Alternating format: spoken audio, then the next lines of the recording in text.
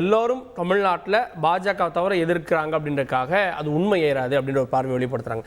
புதிய வரவாக விஜயும் நீட்டை எதிர்க்கிறார், அப்படிதான் பார்க்கணும். அதில் இது விஜய் அவர்கள் என்று எதிர்ப்பதற்கு முதல்ல சொல்லிடுறேன். கடந்த நிகழ்ச்சி அவர் நடத்துகிற அன்னைக்கு இரவு தந்தி தொலைக்காட்சியில் நான் பேசும்போது ஒரு விஷயத்தை சொன்னேன். ஒரு அரசியல் இயக்கத்தை தன் தலைவராக இருந்து ஒரு நிகழ்ச்சி நடத்துகிற பொழுது இஷ்யூ பேஸ்டு எதையெல்லாம் பேச வேண்டும், எதிர்க்க வேண்டும் என்கிற தன்னுடைய நிலைப்பாட்டை அவர் வெளிப்படுத்தியிருக்க வேண்டும் சொல்லும்போது வெற்றி கழகத்தில் விஜய் கட்சியினுடைய செய்தி தொடர்பாளர் ஒருத்தர் வந்து பேச சொன்னார். நாங்கள் இப்போ பேசல, நாங்கள் பின்னால் அதை பற்றியெல்லாம் பேசுவோம் நகர்கிற பொழுது சொன்னேன். தேர்தலுக்கு இடையிலே வந்து அறிவிச்சதற்கு பிறகு வந்து செய்வதல்ல அரசியல். இன்றைக்கு அரசியல் நிலைமை அப்படி இல்லை. தேர்தலுக்கு முன்பாகவே உங்களுடைய நோக்கம் என்ன, அரசியல் பயணம் என்பதை நீங்கள் தெளிவுபடுத்த வேண்டும் அன்றைக்கி பேசுகிற பொழுதே நான் இன்னொன்றையும் சொன்னேன். தந்தி தொலைக்காட்சிக்கு நன்றி சொன்னேன். விஜயுடைய கட்சிக்கு நம்ம இன்றைக்கு ஒரு ஆய்வரங்கத்தை நடத்தியிருக்கிறோம் சொன்னார். அந்த வகையிலே இன்றைக்கு அவர் நீட் குறித்து பேசியிருப்பது பாராட்டுக்குரியது, வரவேற்கத்தக்கது. ஒன்று, அந்த ஒரு விஷயத்திலேயே நம்ம வந்து அவர் பாஜகவை எதிர்க்கிறார் என்கிற நிலைப்பாட்டுக்கு போகிறதுல எனக்கு உடன்பாடு இல்லை. அது ஏன்னு கேட்டிங்கன்னா, நீங்கள் அந்த பயணம் என்ன, உங்களுடைய பயணம் என்ன, அந்த கட்சியினுடைய பெயர்லே தெரியலை, உங்கள் நடவடிக்கைகளையும் தெரியல, உங்கள் பயணம் என்னன்னு ஒரு நல்ல கேள்வியை கேட்டீங்க. அதுக்கு தம்பி லைலா மணி அவர்கள் சொல்லுகிற பொழுது சமூக நீதி, சமத்துவம், மதவாத அரசியலுக்கு எதிரான லிஸ்ட்டு போட்டார் இல்லைங்களா. இதையெல்லாம் அவர்கள் கட்சியினுடைய உண்மையான நிலைப்பாடாக இருந்தாமல் நீட் தேர்வு என்பது தமிழகத்தினுடைய மக்கள் குரல். அந்த தமிழகத்தினுடைய மக்கள் குரல், சமூக நீதியின் குரல், சமத்துவத்தின் குரல், மதவாதத்திற்கு எதிரான இந்த குரல் என்பது நூற்றாண்டு கால திராவிட இயக்கத்தினுடைய வெற்றியின் அடிப்படை இன்றைக்கு ஒருமித்த மக்களின் குரலாக இந்த மண்ணில் ஒலித்து கொண்டிருக்கிறத நம்ம இந்த இடத்துல மறந்துட முடியாது. அந்த திராவிட இயக்கத்தினுடைய பெருந்தலைவர்கள் பெரியார் உட்பட, பேரறிஞர் அண்ணா உட்பட, முத்தமிழ் கலைஞர் உட்பட, தளபதி ஸ்டாலின் அவர்கள் உட்பட, எங்கள் அன்பு தலைவர் வைகோ உட்பட, திராவிட கழகத்தினுடைய தலைவர் ஆசிரியர் வீரமணி அவர்கள் உட்பட அனைவருக்கும் நன்றி கடன் பட்டிருக்கிறது இந்த தமிழ்நாடு. முதல்ல தமிழ்நாடு அரசு அந்த நீட்டுக்கு எதிராக குரல் கொடுக்கிற பொழுது என்ன சொன்னாங்க, மற்ற மாநிலங்களுக்கெல்லாம் என்ன அவங்களுக்கு தெரியாதா, நீங்கள் மட்டும் குரல் கொடுக்குறீங்கன்னு. இன்றைக்கு ஒட்டுமொத்த தமிழ் சமூகம் குரல் கொடுப்பதையும் தாண்டி 8 மாநில அரசுகள் எதிர்ப்பாக குரல் கொடுக்கிற சூழ்நிலைக்கு வந்திருக்கிற பொழுது இது இப்படி நடக்கும் என்று உணர்ந்திருப்பது தமிழ்நாடு. இதெல்லாம் மட்டும் இல்லை. ஒன்று.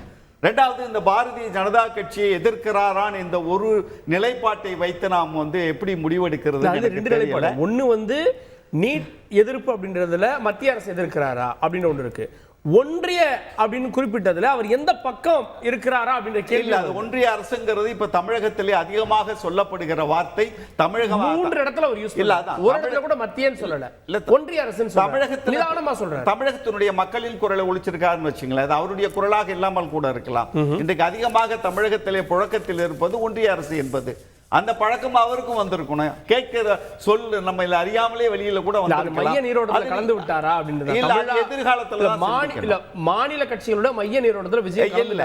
அவர் அது அவ்வளவு சீக்கிரமா நம்ம அதை எடை போட்டுற கூடாது. அவர் காதில் ஒலித்த சொல்லை அவர் திரும்ப சொல்லி இருக்கலாம். அவர் உண்மையிலேயே அதை உணர்ந்து ஒன்றிய அரசு தான் சொல்ல வேண்டும் என்று நினைத்து அவர் சொன்னாரா என்பதை என்னால் இப்ப சொல்ல முடியாது.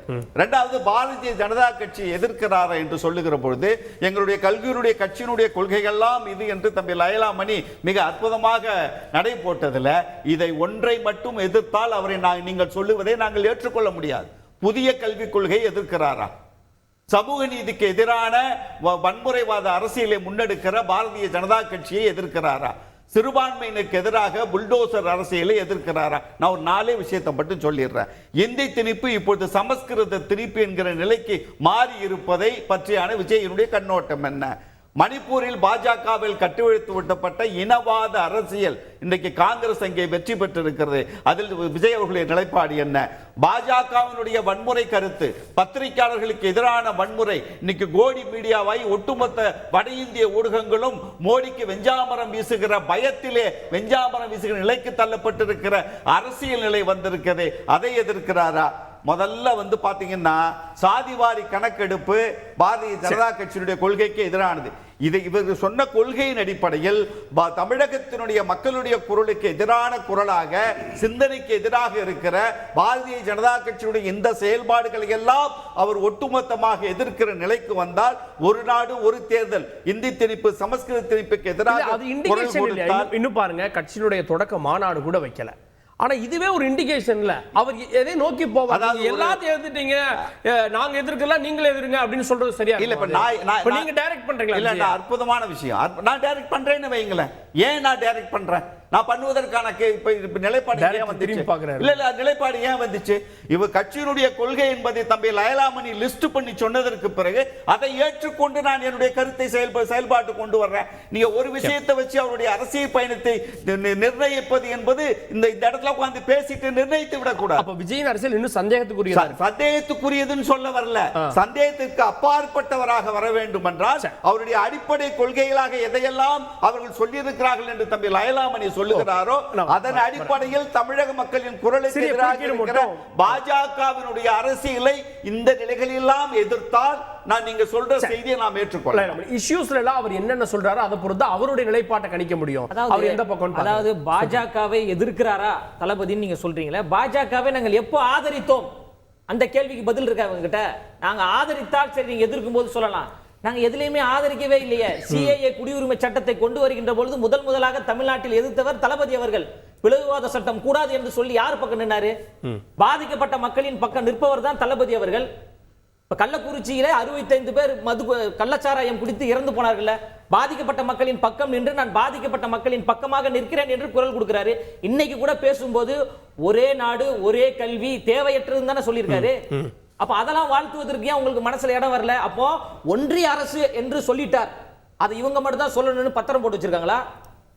அதாவது நான் சொன்னது என்பது இந்த விவாதத்தினுடைய தலைப்பாக நீங்கள் எடுத்து வைத்த பாஜகவை எதிர்க்கிறார்கள் என்ற ஒற்றை சொல்லுக்கான விளக்கம் தான் என்னுடையதே தவிர பாஜகவை அவர் எதிர்க்கவில்லை. பாஜகவினுடைய கொள்கைகளை எல்லாம் எதையெல்லாம் எதிர்த்திருக்கிறார்கள் என்ற பேச்சு வந்ததுன்னா விலாவாரியா பேசலாம். ஒரே ஒரு சின்ன விஷயத்தை மட்டும் சொல்லிடுறேன். மக்கள் விரோத சட்டங்களை தொடர்ந்து நாங்கள் எதிர்க்கிறோம். கணக்கெடுப்பு வேணுமான்னு கேக்குறாரு. சாதிவாரி கணக்கெடுப்பு வேணும். சாதிவாரிய கணக்கெடுப்பு இந்தியா முழுவதும் நடைமுறைப்படுத்த வேண்டும். நாங்கள் அது குரல் வந்ததற்கு பிறகு அது குறித்து பேசலாம். அது இன்னும் வந்து விஜய் அவர்கள் பேசல. தளபதி அவர்கள் மக்களின் தளபதியில விஜய் தான் நடிகர் விஜய். உங்களுக்கு தளபதியாக இருக்கின்ற போது எங்களுக்கு மண்ணுக்காக போராடி கொண்டிருக்கின்ற மக்களுக்காக பேசிக் கொண்டிருக்கின்ற எங்க கடந்த முறை பேசுகிற பொழுது கூட இன்றைக்கு வரைக்கும் கட்சியினுடைய தலைவர், அவங்களுடைய கொள்கை பரப்பு செயலாளர், கட்சியினுடைய நிலைப்பாட்டு இது ஒரு இஷ்யூ பேஸ்ட் பேசுகிற பொழுதுதான் அதுக்கு இம்பார்ட்டன்ஸ் கொடுத்து பேச முடியுமே தவிர அவர்கள் பேசாததை எல்லாம் நாம் எடுத்துக்கிட்டு ஒண்ணு பேச முடியாது. ரெண்டாவது, இந்த கல்வியாளர் முக்கியமான ஒரு விஷயத்தை தொட்டாங்க. சின்ன விஷயத்தை சொல்லிடுறேன். கல்வியாளர்கள் தொட்டாங்க. நீட் வந்து என்ன சொன்னாங்க? ஃபர்ஸ்ட்ல best of brain, we are identifying the best of brains ன்னாங்க. இன்னைக்கு அப்படி கிடையாது. It is for better price. ஒரே ஒரு புள்ளியவரம் சொல்லிடுறேன். இன்றைக்கு மொத்தம் 74 கல்லூரிகள், அது 48.33% பிரைவேட் காலேஜஸ். செய்திகளை உடனுக்குடன் தெரிந்து கொள்ள உடனே சப்ஸ்கிரைப் பண்ணுங்க.